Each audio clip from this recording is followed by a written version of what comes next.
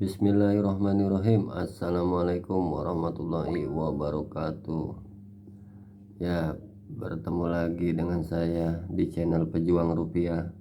Apa kabar sobat-sobat pejuang rupiah dimanapun ya sobat berada? Semoga selalu dalam keadaan sehat walafiat, tidak kurang satu hal apapun, dan semoga selalu dalam lindungan Allah Subhanahu wa ta'ala. Amin amin ya robbal alamin. Ya sobat, saya mohon maaf sekali ya, mohon dibukakan pintu maaf yang selebar-lebarnya sebelumnya ya, dikarenakan apa ya, tadi di video saya yang pertama ya tidak ada niatan untuk membuat ini menjadi dua bagian ya. Inginnya saya tadi memberikan penjelasan tentang Q&A ya, tentang masalah penjelasan KYC ya, tanya jawab tentang KYC. Ternyata baru tiga pertanyaan yang saya jelaskan ya. Ini ternyata HP saya memorinya penuh ya.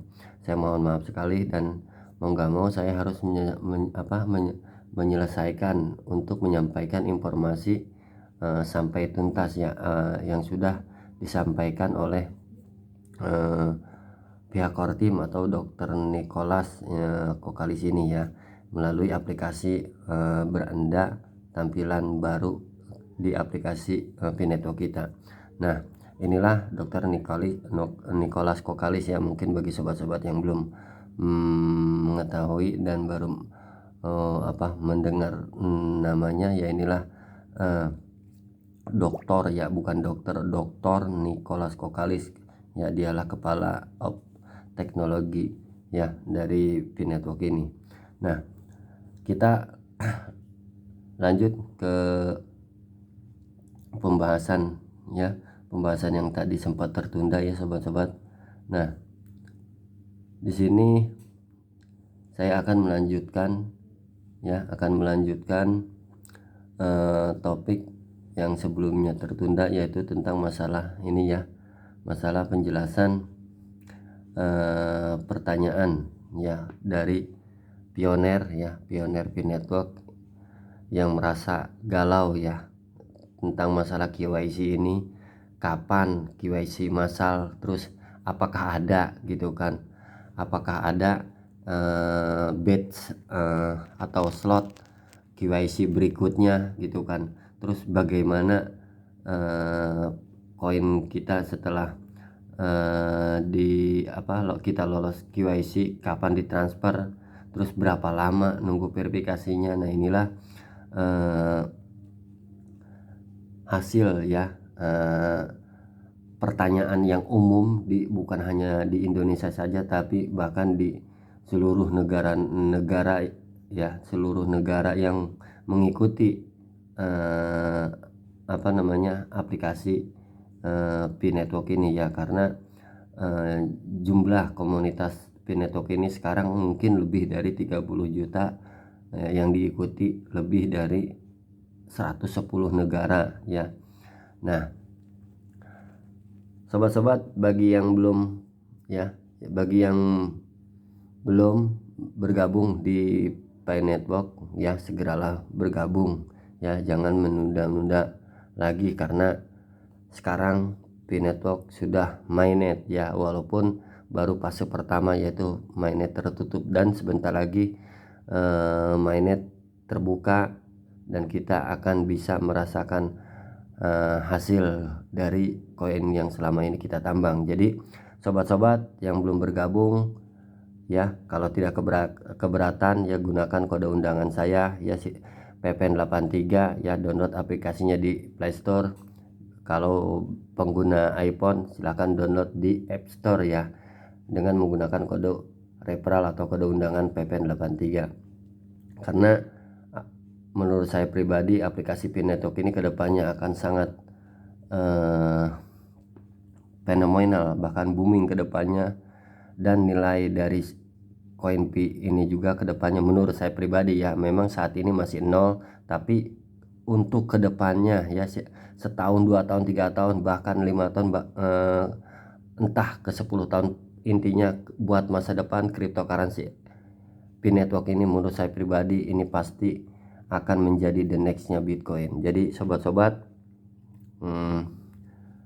gabunglah dari sekarang, jangan ragu-ragu lagi, jangan hiraukan kata hater ya, ambil tindakan karena ini gratis ya, tidak dipungut biaya ya, alias free ya,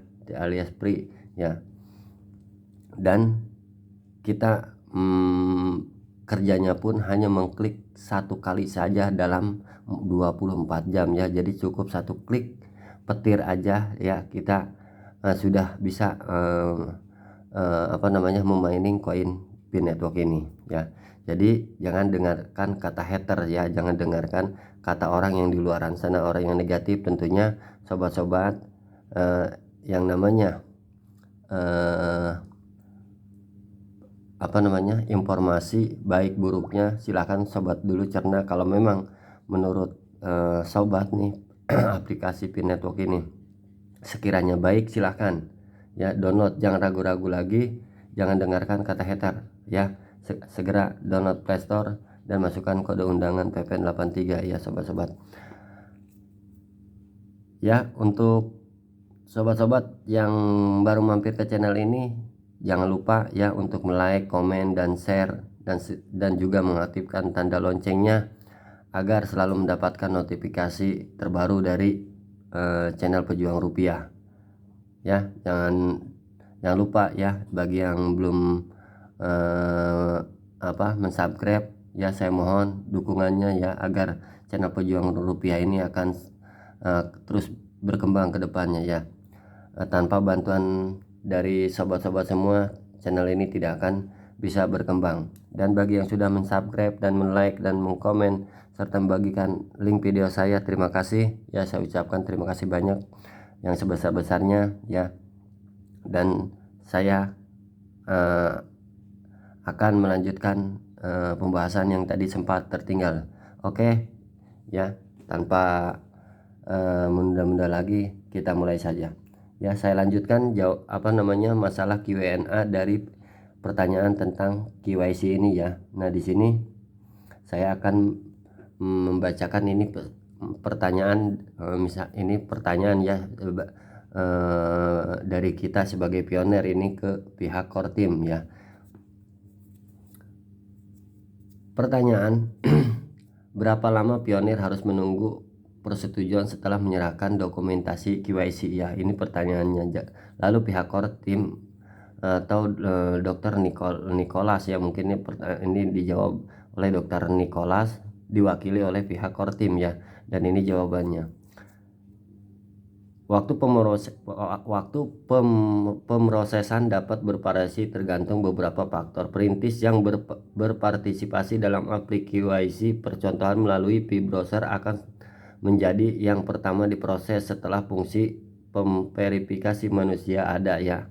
Pemverifikasi manusia ada itu atau validator ya, yang akan segera dirilis. Tujuan memiliki KYC percontohan bukan hanya agar perintis mendapatkan persetujuan, tetapi juga untuk meningkatkan aplikasi KYC itu sendiri. Setelah validator dapat memverifikasi aplikasi di aplikasi KYC, kemajuan aplikasi akan bergantung pada ketersediaan validator terpercaya per negara, mulai dari beberapa hari hingga beberapa minggu. Itulah mengapa penting bagi komunitas untuk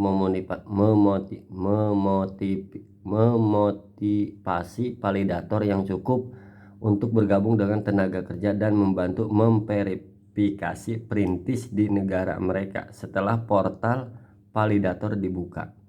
Jika perintis telah mengajukan banding pembaruan nama, waktu tambahan mungkin diperlukan. Hasil KYC juga akan bergantung pada pencocokan nama Anda dengan akun Pi Anda, penyaringan terhadap AML pemerintah dan daftar sanksi anti terorisme, dan apakah akun tersebut memiliki riwayat skrip atau pelanggaran kebijakan. Ya, itulah jawaban dari Dr. Nicholas Kokalis ya, yang diwakili oleh pihak core team ya. Inilah jawaban dari pihak aplikasi P-Network ya. Terus ke pertanyaan selanjutnya ya. Ini dari Pioner. Bagaimana pengguna akan diberitahu jika mereka telah lulus KYC atau tidak ya? Ini pertanyaan kita maksudnya nih ya, kepada pihak Kortim ya. Jawabannya, perintis dapat memeriksa status KYC mereka di dalam aplikasi PKYC melalui P-Browser tempat mereka mengirimkan dokumen. Jadi jawabannya itu ntar ada ya di aplikasi KYC itu kita hasilnya. Terus selanjutnya pertanyaan terakhir yang mungkin ini yang keenam. Pertanyaannya yang terakhir, apa yang terjadi pada mereka yang tidak lulus KYC? Apakah akun mereka akan dibakar? Wah, ngeri ya. Apakah akun mereka akan nggak dibakar ya kalau misalkan nggak lolos KYC? Nah, jawaban dari Kortim, kegagalan KYC dapat terjadi karena berbagai alasan. Alasan yang berbeda dapat menyebabkan hasil yang berbeda. Kesempatan lain untuk mengajukan kembali aplikasi KYC banding atau penolakan permanen akun Pi tidak akan langsung dibakar. Masa tenggang kemungkinan akan diberikan untuk setiap pengajuan ulang dan kasus banding yang akan diumumkan kemudian. Alhamdulillah, ternyata ya pihak Kortim ya, Dr. Nicholas Kokalis dan Kortimnya itu ternyata baik sekali ya. Di sini kita ternyata kalau memang kita kesalahannya tidak fatal ya, kita masih bisa melakukan KYC ulang ya, tapi kasusnya itu tergantung parah apa enggaknya ya. Intinya di sini lihat kasusnya berbeda apa enggak, mungkin ini masih bisa ditolerir apa enggak kan begitu. Kalau kita pada saat melakukan KYC pertama itu gagal. Nah, makanya usahakan ya bagi sobat-sobat yang sebelum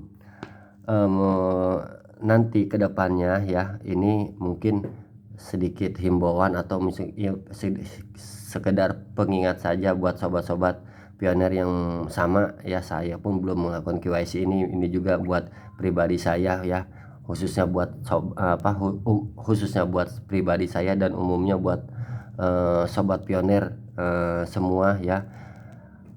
Jikalau ya pada saat nanti ada undangan KYC yang tertera di akun kita ya, kita jangan terburu-buru langsung mengambil langkah untuk memverifikasinya ya.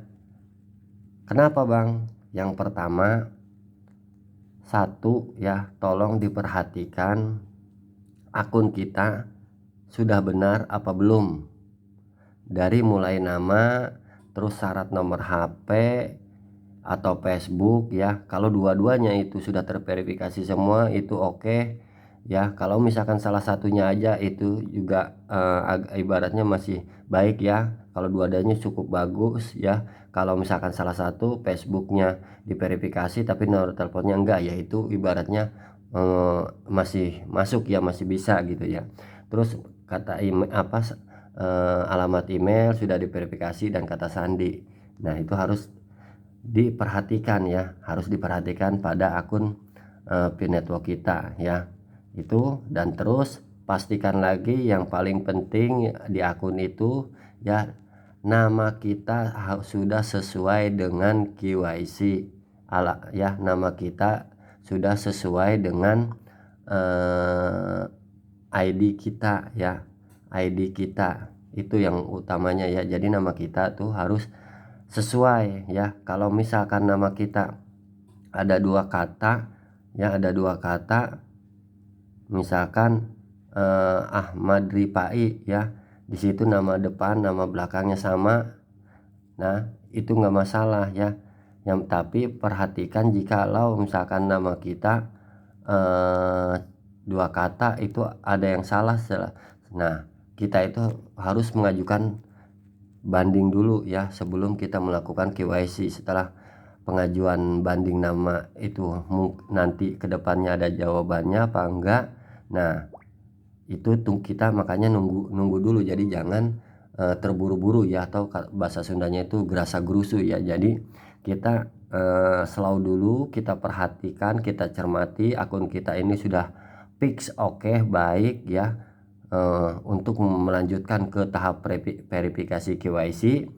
Ya, kalau misalkan sudah oke ya, menurut kita ini sudah bagus, sudah lengkap semuanya, maka silahkan melanjutkan KYC. Dan kedua, pastikan lagi syarat yang menjadi bahan KYC adalah kan kartu identitas kita ya. Kita boleh menggunakan atau memakai satu bisa paspor, terus kedua bisa KTP, ketiga bisa surat izin mengemudi atau SIM. Nah, bagi sobat-sobat yang ingin pakai paspor silahkan, pakai KTP silahkan, pakai SIM silahkan. Yang penting mah yang perlu diingat menjadi catatan, pastikan bahwa namanya jelas ya, di situ nama kita tertulis dengan jelas dan foto kita tertulis ya, terpampang dengan jelas juga. Dan diusahakan pada saat waktu melakukan foto KTP itu pada saat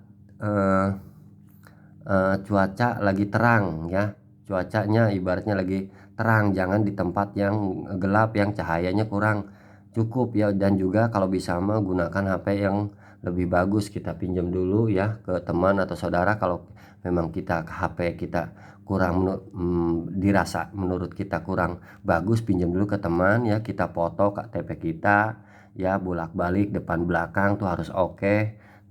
Terus sekalian sama kita foto selfie-nya, pegang KTP kita, lalu simpan di galeri ya. Jadi pada saat kita melakukan KYC ya, walaupun HP kita ibaratnya kurang bagus, tapi hasil foto karena kita usaha pinjam dari orang ya, itu punya teman yang lebih bagus, insya Allah ya itu akan sangat membantu ya. Jadi usahakan pada saat melakukan kita foto KTP dan foto selfie itu di saat cuacanya dan hasilnya bagus lah, intinya seperti itu ya sobat-sobat ya. Itu cuman buat pengingat saja ya, khususnya bagi saya juga, umumnya kepada buat para pioner yang akan melakukan KYC. Dan doa saya mudah-mudahan kedepannya ya, di saat waktu ada pembagian slot berupa batch ya, entah 50 entah 100, mudah-mudahan semuanya kita kita juga dapat lah, tapi nggak bakal semua ya, namanya juga 50 ya, nggak, kita otomatis nggak bakal terbagi rata. Tapi pada saat KYC massal, doa saya semoga para pioner di dunia ini, termasuk khususnya di Indonesia, bisa lolos KYC semua ya, amin amin ya robbal alamin. Itu saja, mohon maaf ya apabila ada kata-kata saya yang tidak enak didengar dan ada penjelasan saya yang tidak mengena ya, mohon maaf. Dibukakan pintu maaf yang selebar-lebarnya ya, pintu maaf yang selebar-lebarnya. Nama juga manusia, tidak luput dari salah ya, tidak luput dari salah. Saya akhiri, wabillahi taufiq.